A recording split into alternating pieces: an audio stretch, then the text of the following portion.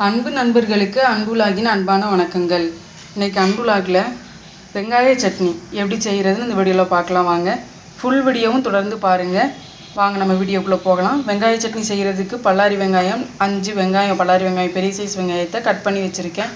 குறுக்கல் வாக்கில் 2 தக்காளியை கட் பண்ணி வச்சுருக்கேன். புளி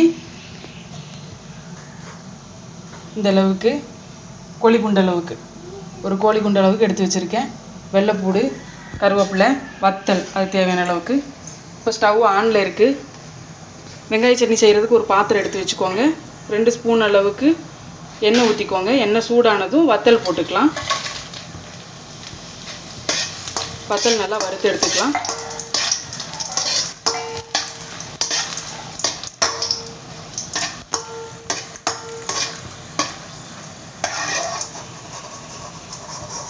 வறுபட்டதும் ஒரு பாத்திரத்தில் மாற்றிக்கலாம்.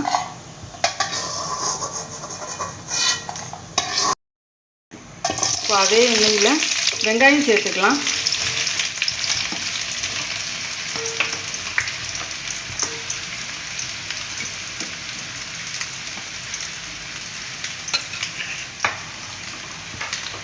வெங்காயம் நல்லா வதங்கிக்கட்டும்.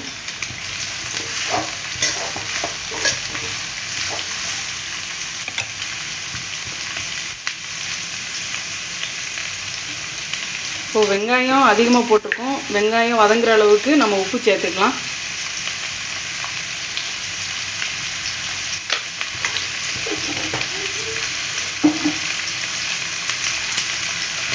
கரண்டி வச்சு கிளறி விட்டுக்கோங்க.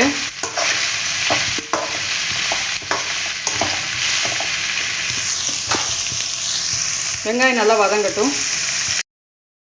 வெங்காயத்தோட ஃப்ளேவர் போகிறதாண்டிக்கு வதக்கிக்கோங்க. இந்த மாதிரி கண்ணாடி பதம் அந்த அளவுக்கு வந்தால் போதும். உடனே நம்ம தக்காளி சேர்த்துக்கலாம்.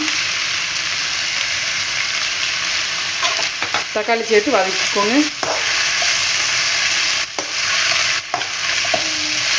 தக்காளி நல்லா வதங்கட்டும். வெங்காயத்தோடு சேர்ந்து தக்காளியும் வதங்கட்டும். இப்போ இதோட வெள்ளைப்பூடு 4 பல் எடுத்து வச்சுருக்கோம், அதை சேர்த்துருக்கோம். புளி கோழி குண்ட அளவுக்கு எடுத்து வச்சுருக்கோம், அதையும் சேர்த்துக்கலாம். நல்லா வதக்கி விடுங்க.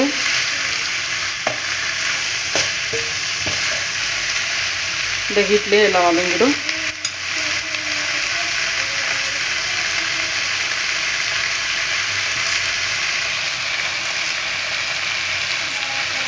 இதோட கருவேப்பிலை சேர்த்துக்கலாம்.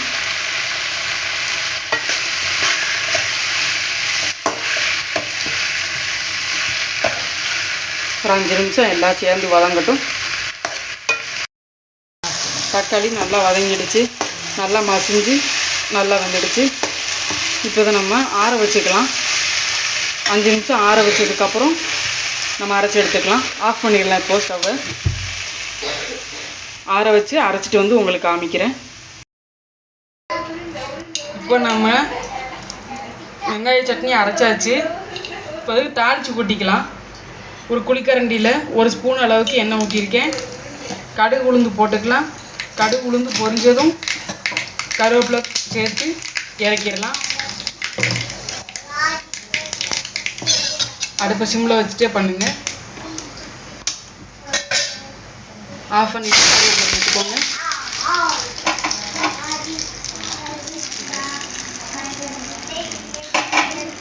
நம்ம போட்ட வத்தல் தக்காளியோட நிறம்தான். வெங்காய சட்னி அற்புதமாக ரெடி ஆயிடுச்சு.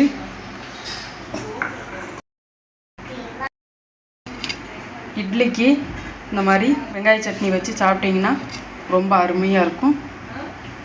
இதே மாதிரி நீங்களும் பிள்ளைங்களுக்கு செஞ்சு கொடுங்க. செஞ்சு பார்த்துட்டு எப்படி இருக்குன்னு எங்களுக்கு கமெண்ட்டில் சொல்லுங்கள். இந்த வீடியோ உங்களுக்கு பிடிச்சிருந்துச்சுன்னா அன்பிளாக் சேனலுக்கு லைக் பண்ணுங்கள், ஷேர் பண்ணுங்கள், சப்ஸ்கிரைப் பண்ணுங்கள், மறக்காமல் கமெண்ட் பண்ணுங்கள். எங்கள் சேனலுக்கு சப்போர்ட் பண்ணுங்கள். மலரும் அன்பு விலாக். தேங்க்யூ.